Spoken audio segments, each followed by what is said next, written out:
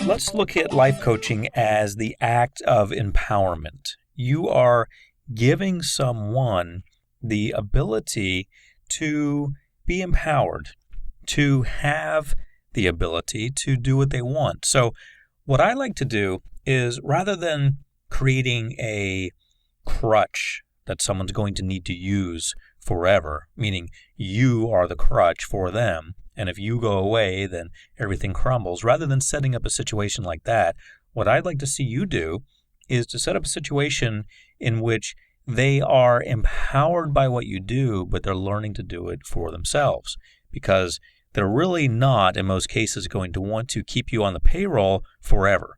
They've probably got a situation that's temporary, something they want to overcome. More importantly, they need to learn how to get momentum going so they can use that for anything. And then they'd like to move on so that they don't have to have you on the payroll all the time and have to answer to you all the time and so forth. Now, they may want a long-term relationship with you where they have you for years and you're constantly helping them, but that's probably not what they need, and that's probably not the best thing for them. What's probably the best thing for them, in most cases, is empowering them, giving them the knowledge that they can do it themselves. They can take the ball and they can run with it. So whereas you come in as a facilitator, a helper, someone who's going to show them how to get things done, you should not come in as someone who sets themselves up as an integral part of their business that they'll need from then on. So everything that you know how to do, you should share with them, because you're not trying to create an ongoing job for yourself. You're trying to get them up and running so they can do it themselves. And trust me when I tell you that that's going to lead to more work for you.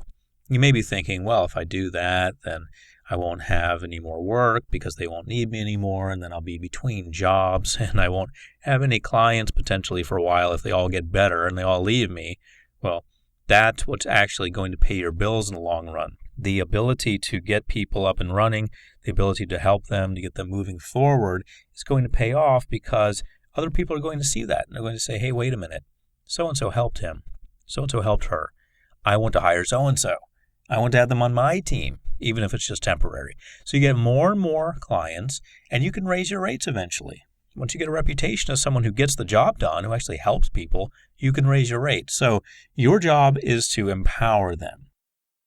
Okay, so the goal is to expand people's awareness through powerful and thought-provoking questioning technologies.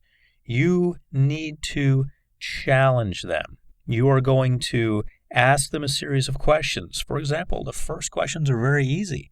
What is it you hired me for? What do you want to do? Where are we going? What's the purpose of all this? Why are we here? Why are we working together? So the questions start out pretty easy, but then they get a little more challenging. You have to be on your toes to ask thought-provoking questions. And I'm going to get into more detail about that, but realize that the questions you're asking aren't just a series of questions, such as, what do you want to work on today? Or what did you do? Did you do your homework? Or anything like that. Those are good questions, but when it becomes a questioning technology, that means that it's part of a greater picture. You have a course mapped out, and you're bringing them along that course one step at a time. So that's what I mean by questioning technologies. You are working your questions into a larger framework, which is going to allow them to move forward and to gain acceleration. So you're going to expand their awareness through this. Expand their awareness. Sometimes they're not aware of what they're doing or what they're not doing. They think they are. They think they're just showing up late for a meeting, or they're just finishing something past a due date or something like that, past the time when it was scheduled to be done. But really, sometimes what they're doing is sabotaging themselves. So when you ask a question, why did you do that? Realize that you want to put it in a larger context as part of a thought-provoking questioning technology, which would be, why did you do that? Still the same question, but you're getting at through a series of other questions, the answer in a larger context. You don't just want to hear, when they're late for a meeting, you don't just want to hear, I was just late and that's what happened. I was late. That's what happened. I overslept. What you want to get to is why they're doing it, why they're doing it consistently, why they're sabotaging themselves. What is at the root of that? What are they afraid of they might accomplish if they didn't mess up? That's what you want to get to. So that's when it becomes a technology, when it's framed inside of this larger picture of you actually getting at things, not to pick on them, but to help them move forward. You are attempting, through a series of questions that you're going to design as you go, you're attempting to get at the deeper meanings of things. What are they doing? Why are they doing it? How does this fit into their overall sabotage pattern, for example? So you want to help them leverage their gifts and talents a lot faster than they could do alone. They could do this all by themselves. They could, make use of their talents. Maybe they know how to juggle and they're trying to join the circus. Who knows? Who knows what they're trying to do? And they could do that. But if they have a talent for juggling and they're trying to join the circus, probably not a scenario that's going to happen. But if that were the case, you need to leverage their gifts and talents a lot faster. Help them do it. Help them leverage these things a lot faster than they would be able to do this alone. Otherwise, your meaning being there, your whole position there becomes kind of vague. Why are you there? If they can juggle already and they're trying to join the circus, can't they just juggle a little more often and tell a few more people about it, and eventually the word gets out to the right circus or what have you, and they join it? You need to help them leverage that. So that would mean perhaps encouraging them to make a video recording of them juggling, getting it professionally edited, practicing consistently, going to auditions for different circuses and so forth, getting them out there. You're helping them leverage their gifts and talents. So you're scheduling them for this. You're holding them to that. You're making them responsible for following through. That's where you come in. You're not teaching them how to juggle. You're not creating a circus. You're putting the two together. You've got a juggler and you've got a circus.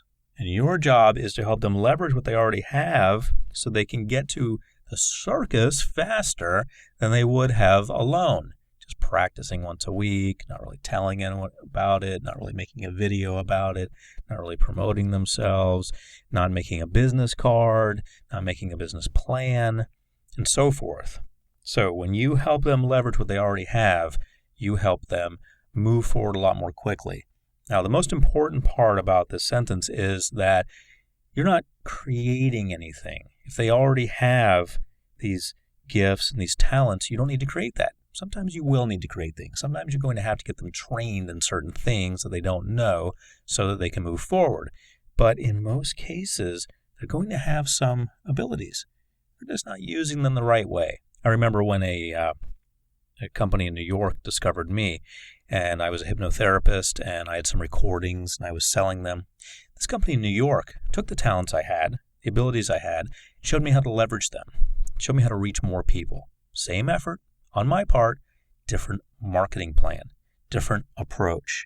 So they took what I had and they did something with it. That's what you'll be doing in many cases. So as a life coach, you will develop the skill to unlock the power of others. Think about that. You're going to unlock it. Doesn't mean you're going to create a skill. Just means you're going to unlock it. Now, sometimes they're going to need to develop new skills, as I've said. And sometimes they're going to need to enhance existing skills. If they're playing piano, they may need to practice more often. My father always said, practice, practice, practice. Whatever you do, practice. Practice the basics. Always go back to the basics. Always practice them.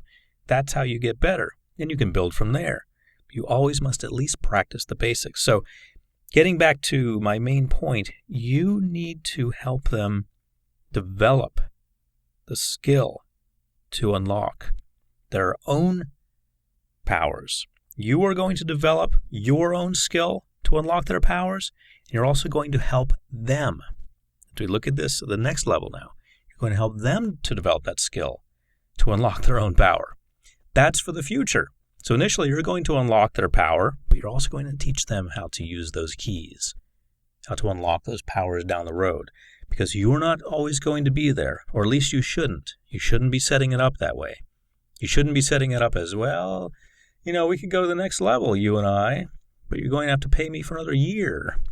You shouldn't be thinking like that. You shouldn't be saying things like that. You should be giving them the keys to unlock their own future doors. But initially, you will develop the skill to unlock their powers. Since you're going to be developing this skill, you're going to be able to teach them that so they can develop their own powers, unlock their own powers as they go on, because each level requires new skill. Interestingly enough, in my career, initially the skill required was to hypnotize people. That was it. I started out as a hypnotherapist. I just needed to know how to hypnotize people. As I've gone on in my career and become more popular and so forth, sometimes the skills I need are things like the ability to say no. I've got all these offers going on. Sometimes I need to say no to things, and that can be a skill. And that's a skill I didn't expect to have to learn because I used to say yes to everything. Everything was coming at me, or sometimes things weren't coming at me at all. And so if something did come at me, I'd say yes. But eventually, as I went on, I learned to develop the skill to say no. So you never know what kind of skills are going to come up. You don't know what kind of skills your clients are going to need down the road. So teach them how to unlock future skills. Just give them that gift so that when they find a skill they need, they will be able to unlock it from their own subconscious mind when they need it. So you're going to do this by motivating and asking the right questions. As you work with someone, you're going to get a feel for this. A lot of life coaching is just a feel. You're going to get a feel for the way things work. And when I say that, what I mean is you're going to learn as you go. You're going to jump in. I'm going to give you the skills. Don't worry about it. I'm going to give you the skills to jump in, to feel confident about life coaching. But a lot of it you're going to find is like a dance. You get in there, you learn some basic moves, but really, when you're on the dance floor, you're dancing. And sometimes you're going to make moves that aren't in any book or any video anywhere, not even on YouTube. No video.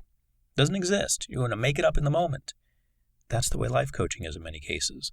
You're going to come up with things in the moment in many cases.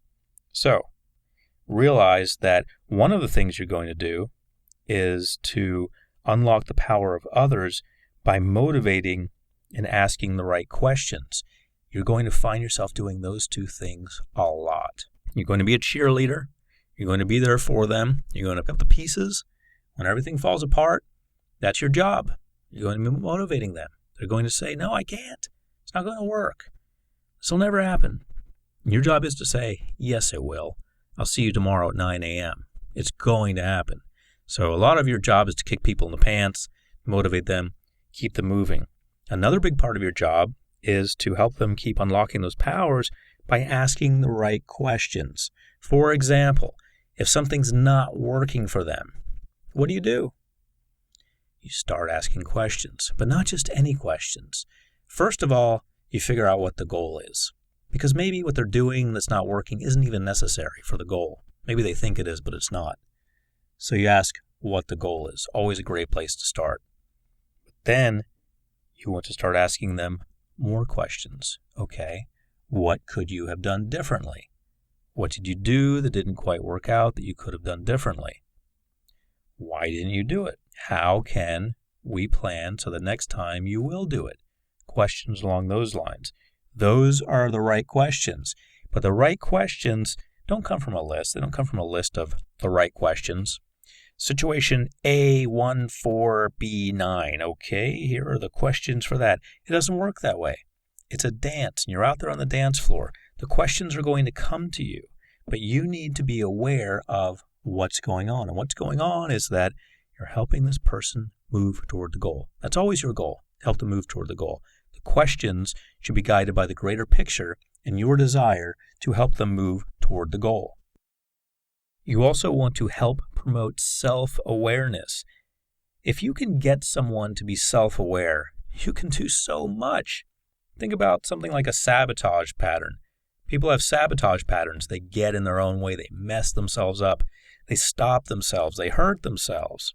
They hurt their careers. They do all kinds of things. Because they're not self-aware. They don't realize what's going on. They don't realize they're standing in their own way. They don't realize that they're sabotaging themselves consistently. I talk about sabotage a lot because you're going to run into it a lot. You're going to see it a lot. If I were training you to be a heart surgeon, I would talk about things related to clogged arteries a lot because I would know that you're going to see it a lot. You're going to see a lot of clogged arteries as a heart surgeon. Well, as a life coach, you're going to see a lot of sabotage. Sort of similar. People clog their arteries. They slow their flow. They back themselves up. And they don't even realize they're doing it in many cases, just like with arteries clogging. They just think they're eating and living their lives. Actually, they're eating the wrong things, clogging their arteries. Well, sometimes people make steps that aren't the right steps for them. They don't even realize it. They don't realize that they're clogging their arteries, clogging the arteries of their lives, things that could flow smoothly, things that could move them from point A to point B nicely and easily. They don't do, or they quote unquote forget. When actually there's just sabotage patterns. Self-awareness starts to kick in when people pull away from the myopic picture. That's where self-awareness begins. So you want to promote self-awareness. When someone has an insight, you congratulate them.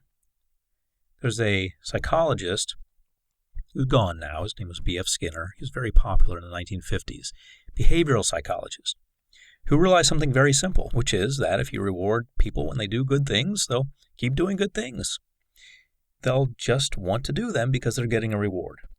When someone is self-aware, when someone does something or says something that shows that they have insight into what's going on, and they're one of your clients, you should reward them somehow. The reward system is different for everyone. Some people like praise. Some people like you to just smile at them. Who knows what your client will like? There's something that they will like. It will be a reward for them. So you want to help promote self-awareness. Anytime they have an insight to something they're doing, reward that and promote self-awareness.